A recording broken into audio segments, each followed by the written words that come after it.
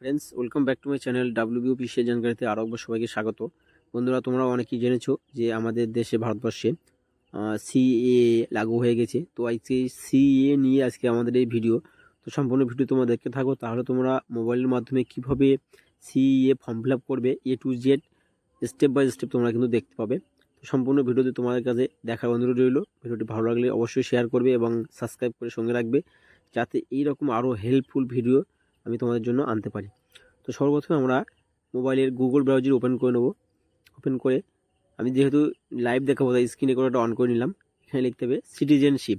তো সিটিজেনশিপে সার্চ করার সঙ্গে সঙ্গে আমাদেরকে কিন্তু একটা ওয়েবসাইট শো করবে, citizenship.online.nic.in। এই কিন্তু ওয়েবসাইট, মূল ওয়েবসাইট গভর্নমেন্টের ষষ্ঠ দপ্তরের ওয়েবসাইট। তো এই ওয়েবসাইটে কিন্তু আমাদেরকে ক্লিক করতে হবে। তো এই ওয়েবসাইটে আমাকে ক্লিক করে নেব। ক্লিক করার সাথে সাথে কিন্তু আমাদেরকে একটা অন্য ওয়েবসাইটে নিয়ে চলে যাবে, একটা অন্য ফরম্যাটে নিয়ে চলে আসবে। তো এখানে দেখা যাচ্ছে, দেখো স্বরাষ্ট্রমন্ত্রীর কিন্তু এটা অফিসিয়াল পোর্টাল। তো এখানে কিন্তু তোমরা কিন্তু বিস্তারিত ডিটেলস এখান থেকে দেখে নিতে পারবে স্ক্রল করে নিচে এসে, এবং আইন সম্বন্ধে বিস্তারিত তথ্য কিন্তু এখানে দেওয়া আছে। তো আমি তোমাকে একটু দেখিয়ে দিই। 2019 সালের নাগরিকত্ব সংশোধনী আইনের অধীনে ভারতীয় নাগরিকত্বের জন্য আবেদন জমা দেওয়ার জন্য একটি বিশেষ বিধান বিদ্যমান। এটি বিশেষত সেই সব ব্যক্তিদের জন্য যারা 31শে ডিসেম্বর 2014 বা তার আগে ভারতে প্রবেশ করেছেন এবং পাকিস্তান বা আফগানিস্তান বা বাংলাদেশ থেকে হিন্দু বা শিখ বা বৌদ্ধ বা জৈন, পার্সি বা খ্রিস্টান সম্প্রদায়ের অন্তর্গত। তো আরও বিশদ জানতে গেলে কিন্তু এখানে আমাদেরকে ক্লিক করে জানতে হবে। তো আমরা বিশদ আছে জানবো না। তো আমরা কিন্তু এখানে যে লাল বটনটা দেখতে পাচ্ছ, সিএএ 2019 এর অধীনে ভারতীয় নাগরিকত্বের জন্য আবেদন, এই অপশনে আমরা ক্লিক করব। তো এই অপশনে ক্লিক করে সাথে সাথে আমাদের মোবাইলে বা আমাদের ডেস্কটপে কিন্তু আরও একটা নতুন পেজ খুলে যাবে। তো এখানে কিন্তু আগেই তোমাদের লগ ইন হয়ে নিতে হবে। তো আমি আগেই লগ ইন হয়ে নিয়েছি। তো এখানে কিন্তু লগ ইন হওয়ার পরে খুব সোজা সহজ তারিখে তোমরা লগ ইন হতে পারবে। তো ইমেল আইডি ও মোবাইল নম্বর কিন্তু তোমাদেরকে অবশ্যই থাকতে হবে।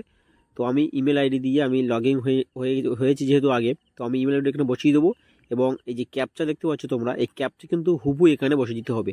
তো ক্যাপচার যে সংখ্যা আছে সংখ্যা বসিয়ে দেবে, এবং সব কিন্তু ক্যাপিটাল অরের যে ক্যাপচা, এবং সেন্ড ওটিপিতে আমি ক্লিক করব। তো ক্লিকের সাথে তোমরা দেখতে পাচ্ছ আমার মোবাইলে কিন্তু ওটিপি চলে এসছে। এই ওটিপিটা কিন্তু আমি এখানে বসিয়ে দেবো।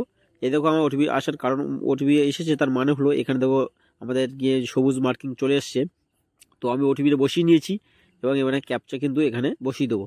তো ক্যাপচাটা বসিয়ে দেওয়ার সঙ্গে সঙ্গে এখানে কিন্তু ব্যাক অপশন আছে ও ভেরিফাই প্রসেস অপশন আছে। তো আমি ক্যাপচাটা দেখে দেখে কিন্তু বসিয়ে নেবো। ক্যাপচা ভুল করলে কিন্তু হবে না। ক্যাপচা তোমাকে যা আছে কিন্তু সঠিকভাবে সেটা কিন্তু তোমাকে বসাতে হবে।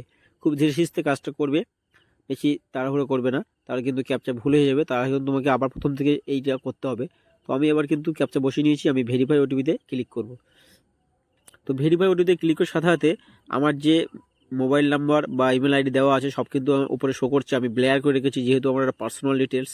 তো এখানে দেখো একটা নতুন অপশন চলে এসেছে, নতুন অ্যাপ্লিকেশনের জন্য। এখানে ক্লিক করুন, যে সবুজ অংশটি আছে না, এখানে লেখা আছে এবং একটি নতুন অ্যাপ্লিকেশন শুরু করতে এখানে ক্লিক করুন। তো এখানে থেকে কিন্তু তুমি নতুন অ্যাপ্লিকেশনটা শুরু করতে পারবে, মানে সম্পূর্ণ ফর্ম ফিল আপটা কী পদ্ধতি। তো বন্ধুরা, আমরা যে সবুজ অংশ এসছে আমরা কিন্তু এখানে ক্লিক করে নেবো। ক্লিক করার পরে কিন্তু আমাদের একটা নতুন পেজে নিয়ে চলে যাবে। তো দেখো বন্ধুরা, আমার কিন্তু নতুন পেজ ওপেন হয়ে গেছে। তো এখানে কিন্তু 1 নম্বরে আমার কিন্তু একটা কোশ্চেন আমাকে জানতে চাইছে, আপনি কি 31/12/2014 তার আগে কিন্তু ভারতে প্রবেশ করেছি কিনা সেটা কিন্তু জানার জন্য বলা হয়েছে। তো আমি ইয়েস করে দিয়েছি। এবং 2 নম্বর প্রশ্ন কিন্তু চলে এসছে, আপনি কি কোন দেশের নাগরিক সে কিন্তু এখানে বলা হয়েছে, এবং কিছু অপশনও দেওয়া আছে। তো আমি এখানে ক্লিক করে নেবো পাকিস্তান, আফগানিস্তান, বাংলাদেশ, অন্যান্য। তো আমি বাংলাদেশে ক্লিক করে নেবো। এবং 3 নম্বর প্রশ্ন আমার চলে এসছে, আমি হিন্দু কি, আমি যে দেশ থেকে এসেছি সেই দেশে আমার ধর্মটা কী ছিল সেটা কিন্তু এখানে বলা হচ্ছে। হিন্দু, শিখ, জৈন, বৌদ্ধ কোনটা কিন্তু সেখান থেকে কিন্তু বলা হচ্ছে।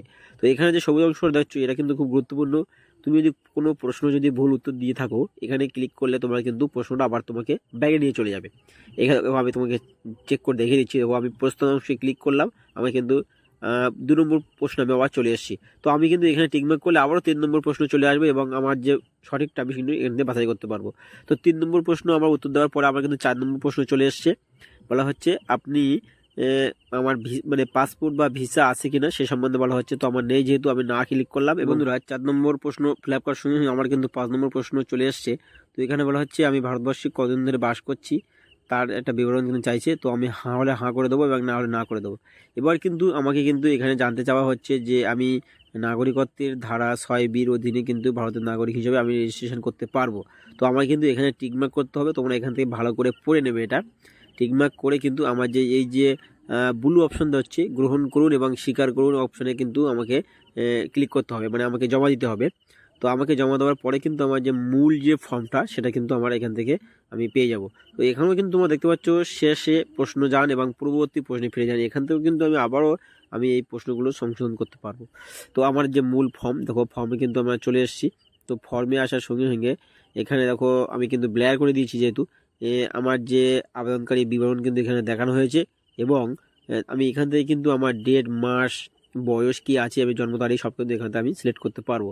তো তোমাদের পুরো ফর্মটা আমি স্টেপ বাই স্টেপ দেখিয়ে দেবো এবং কোথায় সাবমিট করতে হবে, কোথায় জমা করতে হবে, কি তার আবেদনকারীর যে ফর্ম, যে কাগজপত্র কি কি আছে সব কিন্তু তোমরা এখান থেকে দেখতে পাবে। তো এখানে দেখো পরপর দেখা হচ্ছে তোমার মায়ের বিবরণ, পিতার বিবরণ, পিতার জন্মস্থান সব কিন্তু তোমাকে স্টেপ বাই স্টেপ এখান থেকে ফিল আপ করতে হবে। তো আমি কিছু কিছু অংশ তোমাদেরকে দেখে দিচ্ছি, ভিডিওটা অনেক বড় হয়ে যাবে যেহেতু। এখানে দেখো বলা আছে মাতার নাম, পিতার নাম, মায়ের বিস্তারিত, এবং তুমি যদি বিবাহিত হয়ে থাকো তো তোমার পত্নীর বিস্তারিত দিতে হবে, এবং তুমি যদি বিবাহিত না হয়ে থাকো তুমি অপশনে ক্লিক করলে কিন্তু তুমি বিস্তারিত অপশন এখান থেকে পেয়ে যাবে। অবিবাহিত, আনম্যারিড, ম্যারিড সব কিন্তু এখান থেকে তুমি পেয়ে যাবে। দেখো আমি একটা মায়ের অপশনে ক্লিক করে দেখিয়ে দিচ্ছি তোমাকে। জন্মভূমি এখানে বলা হয়েছে এবং কোন দেশে জন্ম সেটা কিন্তু তুমি এখান থেকে সিলেক্ট করতে পারবে। ঠিক আছে, অনেক সময় হয়ে থাকে যে পিতা এক জায়গার বাড়ি এবং মাতা অন্য জায়গায়, বা সে কিন্তু বিয়ে হয়, সে কারণে কিন্তু এখান থেকে সিলেক্ট করে নেবে এবং করার পরে তুমি পরপর স্টেপ বাই স্টেপ ফর্মটা ফিল আপ করবে। এবার দেখো বলা আছে পত্নীর বিস্তারিত, মানে তুমি যদি বিবাহিত হয়ে থাকো তোমার পত্নী বৈবাহিক অবস্থা কি আছে, ম্যারিড, আনম্যারিড, সেটা কিন্তু তোমাকে এখান থেকে সেট করতে হবে। একক, বিবাহিত, তালাকপ্রাপ্ত, বিধবা, বা বিভিন্ন অপশন আছে, তোমার যেটা এখান থেকে আছে তুমি সেটা এখান থেকে সিলেক্ট করে নেবে। এবার কি আছে, আপনার নিয়োগকর্তার বিবরণ বলা হয়েছে। ঠিক আছে, নিয়োগকর্তার বিবরণ মানে আমি যদি কোনো সরকারি দপ্তরে চাকরি করে থাকি বা কোনো জায়গায় যদি আমি এমপ্লয়মেন্ট মানে যুক্ত হয়ে থাকি, কাজে যুক্ত হয়ে থাকি, সেই স্থানের কিন্তু আমাকে ডিটেলস এখান থেকে আমাকে দিতে হবে। তো এখানে বলা হয়েছে নিয়োগকর্তার বিবরণে বলা হয়েছে দেখো অনুগ্রহ করে নির্বাচন করতে বলা হয়েছে আমার জেলা, আমি মানে কোথায় কাজ করি সেই জেলার নাম কিন্তু এখানে দিতে হবে, এবং বলা আছে নিয়োগকর্তার ঠিকানা, মানে আমার যে আমি দপ্তরে চাকরি করি বা কাজ করি এবং সেই কর্তৃপক্ষের ঠিকানাটা কিন্তু এখানে দিতে হবে, এবং অবস্থা অনুগ্রহ করে নির্বাচন করুন, অবস্থা এখানে নির্বাচন করতে হবে, মানে আমি কোন পদে আছি সেই পদটা কিন্তু এখানে নির্বাচন করতে হবে। এবার আমি আরও নিচে চলে আসব, এখানে বলা হচ্ছে পাসপোর্ট, আবাসিক বিবরণ, এবং আমার যদি পাসপোর্ট থেকে থাকে সেই পাসপোর্টের বিবরণ কিন্তু আমাকে এখানে ডেট, মাস এবং বছর ওয়াইজ এখানে আমাকে ফিল আপ করতে হবে। আমি এখানে ক্লিক করলে কিন্তু সব পেয়ে যাব পরপর। এবার কি বলা হচ্ছে পাসপোর্টের দেশ, আমার কোন দেশ থেকে আমার পাসপোর্ট ইস্যু করা হয়েছিল, পাসপোর্ট নম্বর, পাসপোর্ট পর্যন্ত বৈধ, মানে কত সাল পর্যন্ত আমার এই পাসপোর্টটা বৈধ ছিল সেটা কিন্তু এখানে ক্লিক করে লিখতে হবে, ডেটটা এখানে দিয়ে দিতে হবে। তো আমি এবার নিচে চলে আসব ভিসা, আবাসিক পারমিট, আমার কতদিন পর্যন্ত পারমিট ছিল ভিসাটা সেই ডেট, মাস, বয়স কিন্তু সব কিন্তু এখানে দিতে হবে। এবার বলা আছে দেখো আমি আবেদনের তারিখের ঠিক আগে 12 মাস একটানা ভারতে বসবাস করছি, এই অপশনটা তোমরা দেখে নেবে, দেখে কিন্তু এখানে তোমরা হ্যাঁ অথবা না অপশানে ক্লিক করবে। ঠিক আছে, যেহেতু এগুলো ম্যান্ডেটরি অপশান তোমাদের অবশ্যই ক্লিক করতে হবে। তো তোমরা ক্লিক করে এখান থেকে আমি তোমাকে জুম করে দেখিয়ে দেবো, যেহেতু আমি মোট 6 বছরের কম সময়ের জন্য বসবাস করছি হলে তুমি না লিখবে এবং ইয়েস হলে ইয়েস করবে। রেজিস্ট্রেশনের সার্টিফিকেট থাকলে ইয়েস, অথবা না থাকলে না করে দেবে, কোনো সমস্যা নেই। তো আমি তোমাদেরকে জুম করে দেখিয়ে দেবো। এই দেখো এখানে রেড মার্কিং দেওয়া আছে, এবার এখানে ম্যান্ডেটরি তোমাকে ফিল আপ করতে হবে। এবার তোমাকে সব নিচে বলা আছে আবেদনকারী বিবরণ, তো আবেদনকারী ছবি এখানে তোমাদের কিন্তু অবশ্যই তোমাদের একটা ছবি দিতে হবে পাসপোর্ট সাইজের 50 কেবির মধ্যে কিন্তু ছবিটা হতে হবে এবং জেপিজি ফরম্যাট। তো তোমরা এখানে চুজ ফাইলে ক্লিক করে তোমাদের যে ফাইলে যদি গ্যালারিতে যদি ছবি থেকে থাকে সেই ছবিটা কিন্তু এখান থেকে 50 কেবির মধ্যে তোমাকে দিতে হবে, এবং আবেদনকারীর স্বাক্ষর তোমাকে একটা হোয়াইট পেপারে তোমাকে কিন্তু একটা তোমার ওন সিগনেচার মানে নিজের সিগনেচার দিতে হবে এবং 50 কেবি এবং জেপিজি ফরম্যাট এখান থেকে চুজ ফাইল করে তোমাকে কিন্তু ওই গ্যালারিতে নিয়ে চলে যাবে এবং জেপিজি ফরম্যাটের ফাইলটা এখানে তোমরা সেভ করে দেবে। এইবার তারপর কী আছে, এই ক্যাপচাটা দেখে দেখে তোমরা কিন্তু এখানে ফিল আপ করে দেবে এবং সংরক্ষণ অপশনে ক্লিক করবে। ক্লিক করলে তোমাদের কিন্তু 2 নম্বর অপশন চলে আসবে। 2 নম্বর অপশন চলে আসবে, আবেদনকারীর বিবরণ তোমাদের ফিল আপ করা হয়ে যায়, ঠিকানার অপশন চলে আসবে। তো এই সম্বন্ধে আমরা ভিডিও পরে আবারও বানাবো। তো তোমরা সম্পূর্ণ পদ্ধতি কিন্তু এভাবে ফিল আপ করবে। পরবর্তী ভিডিওতে তোমরা স্টেপ বাই স্টেপ ঠিকানাটা দেখতে পাবে এবং পারিবারিক অবস্থান, ফৌজদারি কার্যবিধি ইত্যাদি এবং কিভাবে সেভ করতে হবে, অনলাইন পেমেন্ট করতে হবে, সম্পূর্ণ পেয়ে যাবে। তো সম্পূর্ণ ভিডিও দেখার জন্য ধন্যবাদ। ভিডিওটি ভালো লাগলে অবশ্যই একটা লাইক করবে এবং চ্যানেলটিকে সাবস্ক্রাইব করে এরকম ইনফরমেটিভ তথ্য পেতে আমাদেরকে অবশ্যই ফলো করুন। তো আজকের ভিডিও এই পর্যন্তই।